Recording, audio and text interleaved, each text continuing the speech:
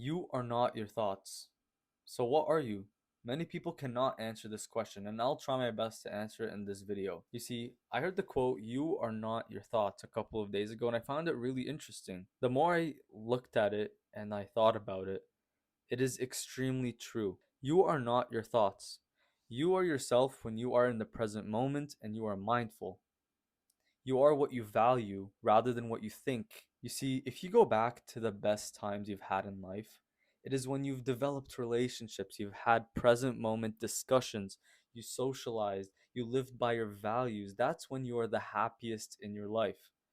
And if you go back to the worst periods of your life, when you were depressed, anxious, annoyed at life, that is when you were living and defining yourself by what your thoughts told you, whether it be self critical things, anxiety thoughts, things like something bad's gonna happen to me, my biggest fears are gonna come true. If you live by those thoughts, of course you're gonna be anxious. You see, your mind is like a radio. You cannot control what comes out of it. I don't know why this is. Maybe it's because of how much we are exposed to media and videos and news. But let's just accept the fact that our mind is something we cannot control. Although we can control how we react to our thoughts, we cannot control the thoughts themselves. And if you think of your thoughts as a form of radio, then identifying yourself with the radio will be kind of stupid, right? It's like identifying with an object that does not belong to you. Of course, it's not you, it's something else. So when you identify with something like that, you feel out of place. You feel depressed. You feel lonely.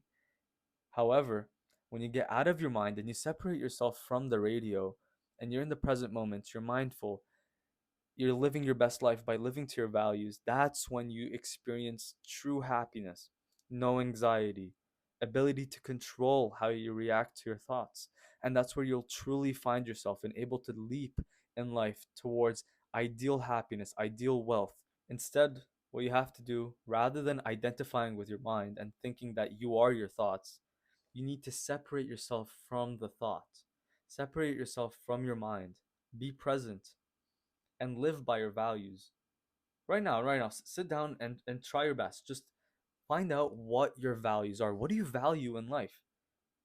Personally, my values in life include being the best person I can be, being a social butterfly, which I'm trying to do, and being the best brother, father that hopefully in the future, husband, son, coworker, entrepreneur that I could be. Those are my three values. Also honesty. Make sure you have your values down. I've struggled with this and I still struggle with reaching my values.